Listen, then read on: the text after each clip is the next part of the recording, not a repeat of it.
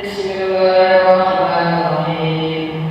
Assalamualaikum warahmatullahi wabarakatuh. Waalaikumsalam warahmatullahi wabarakatuh. Innal hamdalillah nahmaduhu wa nasta'inuhu wa nastaghfiruh wa na'udzu billahi min shururi anfusina wa min sayyiati a'malina. Asyhadu an la ilaha illallah wa asyhadu anna Muhammadan abduhu wa rasuluh. Amma ba'd. Yang pertama dan yang paling utama, kita panjatkan puji serta syukur kita kehadirat Allah Subhanahu wa taala. Tak lupa salawat serta salam tercurah limpah kepada baginda Nabi Habibana wa nabiyana wa maulana Muhammad sallallahu alaihi wasallam. Izinkan saya berdiri di sini ingin belajar menyampaikan ceramah kecil atau film kecil dalam judul Mencintaimu. Seperti kata pepatah pengetahuan adalah kekuatan. Semenjak turunnya wahyu dari Allah Subhanahu wa taala kepada Nabi kita tercinta Nabi Muhammad sallallahu alaihi wasallam, dalam Al-Qur'an menyebutkan betapa pentingnya menuntut ilmu dalam Islam. Setiap umat Islam wajib menuntut ilmu tanpa memandang jenis kelamin, usia, suku, status sosial dan lain-lain. Sebagaimana sabda baginda Nabi Muhammad sallallahu alaihi wasallam, qala Rasulullah sallallahu alaihi wasallam, talabul ilmi fardhun 'alal muslimin.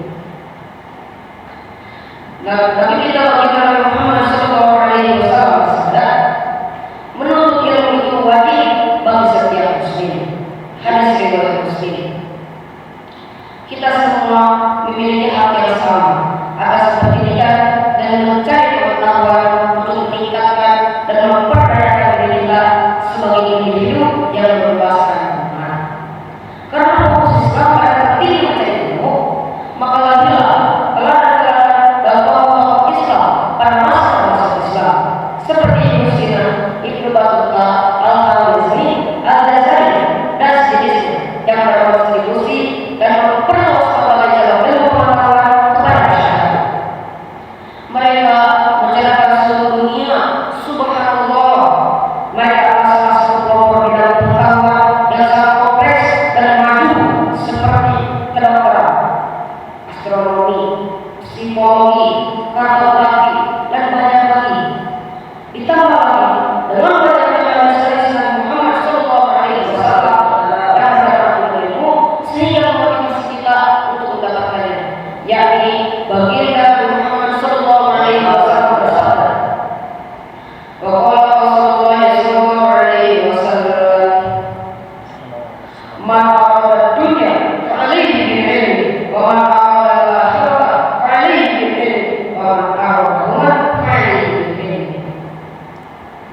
Artinya, baginda Nabi Muhammad sallallahu alaihi wasallam bersabda, barang siapa yang menginginkan dunia maka haruslah menerimanya, barang siapa yang menginginkan akhirat maka haruslah menerimanya, dan barang siapa yang menginginkan kedua-duanya maka haruslah menerimanya juga.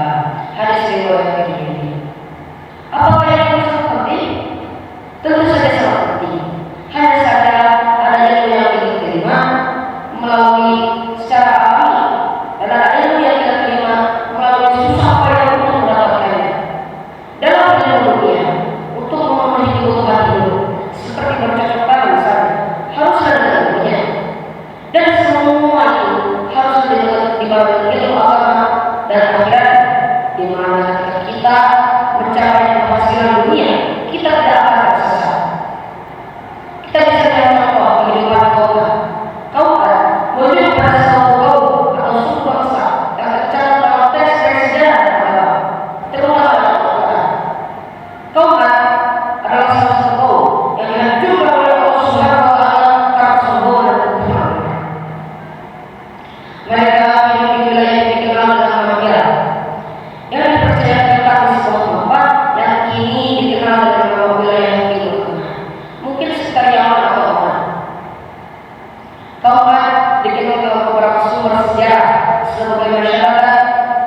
sangat maju dalam aspek fisik dan teknologi. Dalam Al-Quran, mereka digambarkan sebagai orang-orang yang besar dan kuat, serta kemampuan bangunan yang luar biasa. Selain itu, mereka juga memiliki kota-kota yang megah dan rumah-rumah yang dibangun di batu besar dan kokoh. Selain itu juga, mereka dikenal sebagai masyarakat yang sangat cerdas dan sangat berkembang dalam berbagai bidang. Namun, pandainya dan kemajuan mereka bisa digunakan untuk kesombongan, penindasan, dan kekufuran terhadap Allah Subhanahu wa Ta'ala.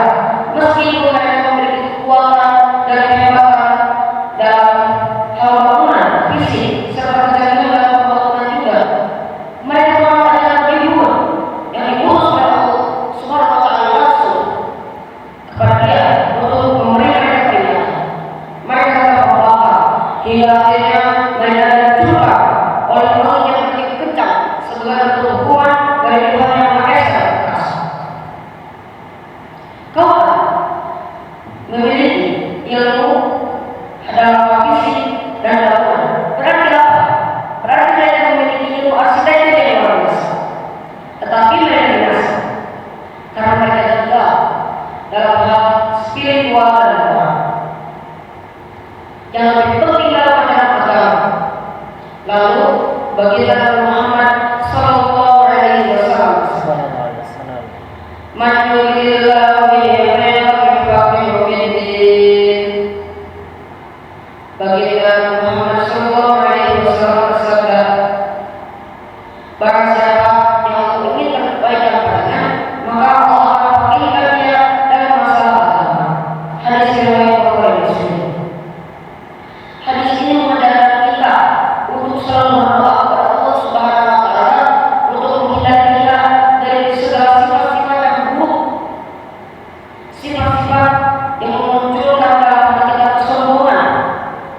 Misalnya, kita memiliki ilmu dalam hal PJOK atau RTK misalnya, lalu kita sombong. Itu artinya kita jangan berdoa kepada Allah Subhanahu wa Ta'ala. Sedangkan yang berdoa kepada Allah Subhanahu wa Ta'ala akan senantiasa dilindungi oleh Allah Subhanahu wa Ta'ala, dan dia akan dimaafkan dalam agama walaupun kita memiliki amal yang sedikit. Tapi di mana-mana juga, walau diikuti tapi ada tidak baik, maka itu hanya percuma saja dan sia-sia. Maka diri yang oleh Allah Subhanahu wa Ta'ala, maka seperti perkara ini, insya Allah kita yang memaafkan dan menyampaikan. Bersedia semua insya Allah? Insya Allah. Agar pertemuan kita ini tidak termasuk sebagai majelis